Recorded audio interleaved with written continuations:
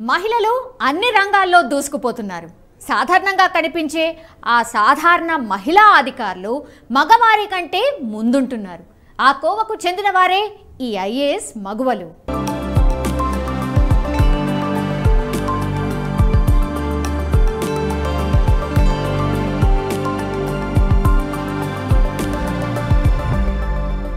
కాటా అమ్రపాలి.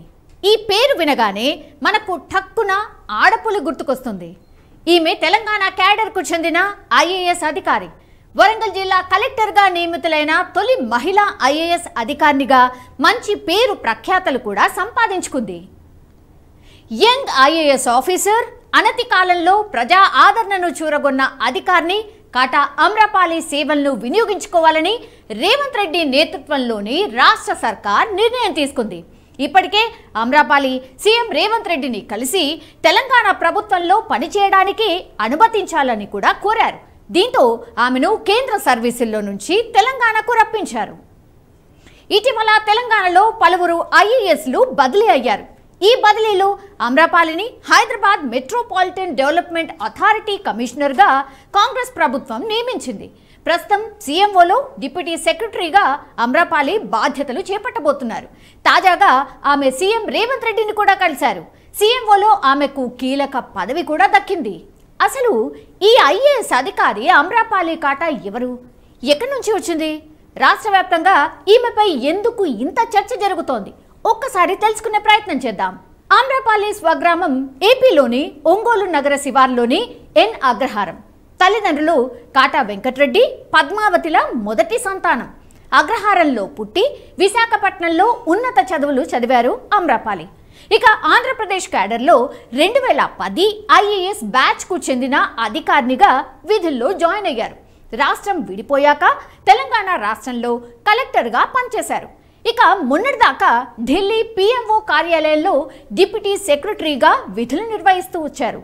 అతి చిన్న వయసులోనే ఉన్నతాధికారినిగా విధుల్లో చేరారు అమ్రపాలి.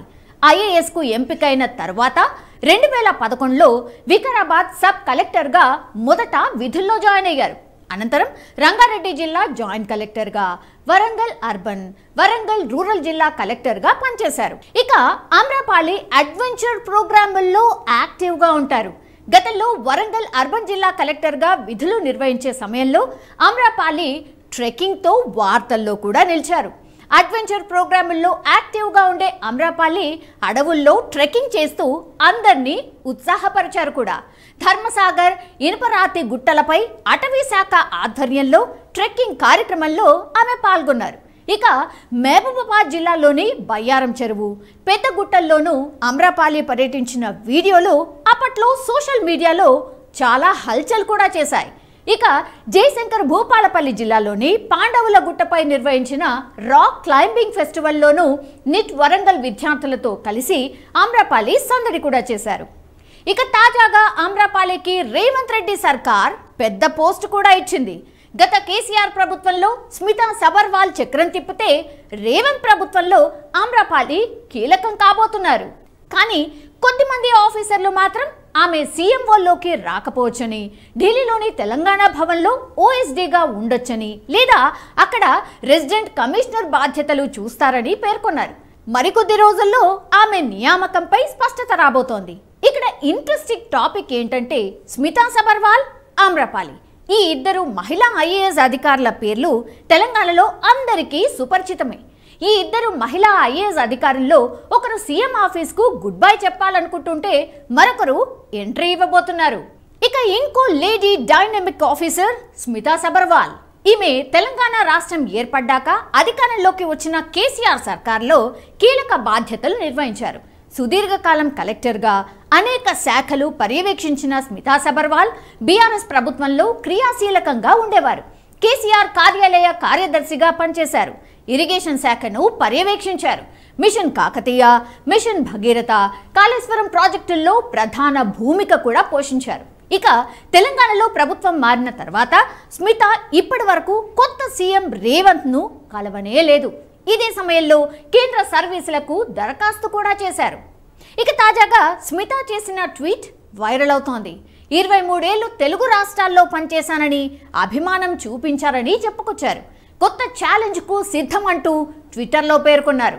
స్మిత తాజా ట్వీట్ ప్రస్తుతం వైరల్ అవుతోంది. స్మిత భర్త అకున్ సబర్వాల్ ప్రస్తుతం కేంద్ర సర్వీసుల్లో ఉన్నారు. ఇక కేంద్ర సర్వీసుల్లో ఉన్న మరో మహిళా ఐఏఎస్ అమ్రపాలి తాజాగా సీఎం రేవంత్ ను కలిశారు. తిరిగి తెలంగాణలో సేవలకు అమ్రపాలి సిద్ధమైనట్టు తెలుస్తోంది. అమ్రపాలి సేవలను సీఎంఓలో వినియోగించుకునే అవకాశం ఉందని కూడా తెలుస్తోంది. దీంతో ఇప్పుడు స్మిత కేంద్ర సర్వీసులకు, అటు కేంద్ర సర్వీసుల్లో ఉన్న అమ్రపాలి రాష్ట్ర సర్వీసుల్లోకి రావడం పైన అధికార వర్గాల్లో పెద్ద ఎత్తున చర్చ సాగుతోంది. ఇక్కడ మరో ట్విస్ట్ ఏంటంటే తెలంగాణ పంచాయతీరాజ్ శాఖ మంత్రి సీతక్కను ఐఏఎస్ అధికారిని స్మితా సబర్వాల్ కలిశారు.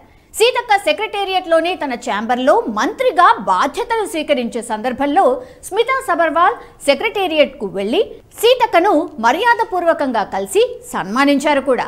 ఇక కేసీఆర్ హయాంలో కీలకంగా వ్యవహరించిన స్మితా సబర్వాల్ రేవంత్ రెడ్డి సీఎం అయ్యాక ఇప్పటి వరకు ఎవరినీ కలవలేదు. దీంతో స్మితా సబర్వాల్ కేంద్ర సర్వీసుల్లోకి వెళ్తున్నారని ప్రచారం కూడా జరిగింది.